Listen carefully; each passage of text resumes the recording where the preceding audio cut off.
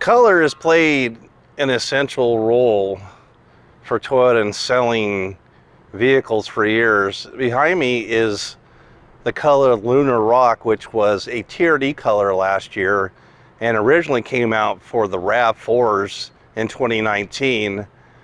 Behind me I have a 2022 Toyota 4Runner SR5 with the Trail Edition package. I'll be right back.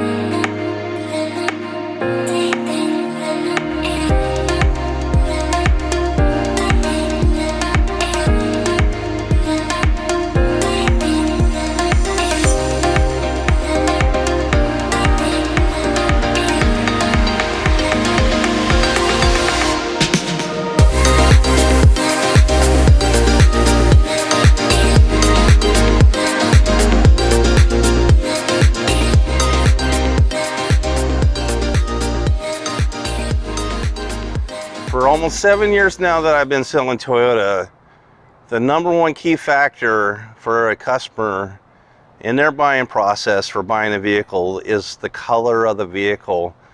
Surveys and studies say that the number one key factor for a customer buying the vehicle is its styling, and styling is more important than the price and more important than the longevity and quality and craftsmanship and reliability. That color and styling are more important than anything else in a customer's buying decision. This color here, since it was introduced with the RAV4, has been by far one of the most popular colors I've sold and one of the most demanded colors when it's been on any vehicle that Toyota's built. In front of me I have a 2022 4Runner. It's an SR5 with the Trail Edition package. So let's go over this vehicle. So again, this is going to have that styling with the grille here, and has a basic Toyota safety sense, but part of this being a Trail Edition is the black badging on it. It now does have LED lights like I showed you in the silent walk around, with LED fog lights, LED high beams, low beams, just the turn signals are incandescent. And going up on top, we still have our camera in the windshield for our lane departure alert and adaptive cruise control. And then being this is a Trail Edition, and gets the Yakima rack. Instead of getting the basic SR5 rims that would have come with it, we're going to get a anodized rim that definitely is the styling from the TRD off-road rim for sure, and then anodized in this black. I think it looks really good. We have our mirror caps that are matching color painted. There's no turn signal indicators. Also, no blind spot monitors, as now the new 4Runner has blind spots, but that's SR5 Premium and TRD's Unlimited, and the SR5 Basic does not. Let's go ahead and go to the inside. This is Toyota's Softex leather. The synthetic leather is a really good product. We do have a hard plastic dash, but it's got a nice pattern to it, so it mimics being a soft touch. The infotainment grew in 2020 from a dinky 6-inch to a 8-inch, and then it has its 4x4 shifter. It is a 4.0 liter with a V6 engine and a 5-speed transmission in this one. Then there's your rear window slider, which has been something Toyota's done for years. We do have cloth on these seats here. Now the SR5 Premium gives you the synthetic soft touch. Let's go ahead and take a look at the window sticker here. It is, again, a 4x4 Trail Edition V6, 4.0 liter, making 270 horsepower, 278 foot-pounds. I actually like this engine better than what Toyota's done in the Tacomas with the SR5. And let's see what it has. It has a premium audio, 8-touch dynamic navigation system, and then it has connected services. And then we have a couple other things. We got floor mats with it, trailer hitch ball, Predator tube steps. Now these are all show no go. These are not going to rock slide. They're just going to rip right off. They're hollow. And let's go ahead and take a look at the back seats real quick here. Basic back seats where you have a couple of cup holders and armrests there. They don't give you rear vent controls, but you get rear vents though, and then you get 2 USB-A's back there. Incandescent lights for your dome lights on here. And then also SR5s come in 3 rows, but as it's a Trail Edition, it has the ice chest in there. For this one here, you're only going to get a 2-row. Again, the back slides down. No lift gate is power on any 4Runner. And then it has the slide out tray. That's part of this here. And that holds, so I think 400 or 500 pounds here. And it comes all the way out here, so you can get it. So you could definitely use it for camping and those things. And this is a really nice ice chest. Basically, it's like a Yeti quality on this here. A nice, really heavy-duty ice chest that comes with this here. You do have both carpeted mats and the all-weather floor mats are on this here. And you cannot buy this slider and add it. So this slider only comes as a port installed option. You cannot get this without it not being in the vehicle to start with. It's not on a parts accessory line that you could go to our parts store or any toy store and grab that thing. It's just not available. I mean, there's all kinds of aftermarket solutions, but it is not available. You also get 400 watt 120 power back here, just like if it was one of the TRD levels. All 400s come with tow. It's rated up to 5,000 pounds. Let's go ahead and come to the other side here.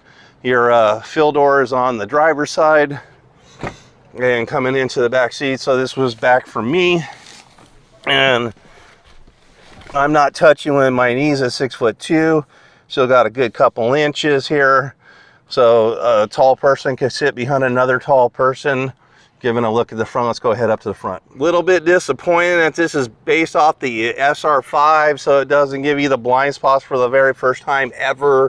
2022 4Runner offers you blind spots that are not in this level. So SR5 Premium, the TRDs, and the Limiteds all have blind spots now. Let's go over here. We have our heated windshield wiper, our auto dimming high beams. This is our button for our power inverter. It does come with 10-way power with power lumbar for the driver's seat.